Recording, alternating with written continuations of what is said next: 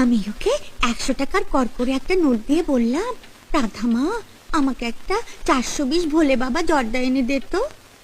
এখন আমাকে এই 40 টাকার জর্দা আর এই 40 টাকা ফেরত দিল। দে 20 টাকা ফেরত দে। কিন্তু ওরা যে বললো ঠিক পয়সাই ফেরত দিয়েছে। আপনারও তো ভুল হতে পারে। আমার ভুল? মা এবার আমি পুরোটার গলা টিপে ধরবো। এখন না, আমি ভুল করেছি না? গোমুখুর দল, লেখাপড়ার তো লও জানিস না, আবার তক্ক। দেখ দেখ কৌটোতে কত লেখা আছে দেখ, মূল্য 40 টাকা। পড়তে তো পারিস না, 40 টাকা।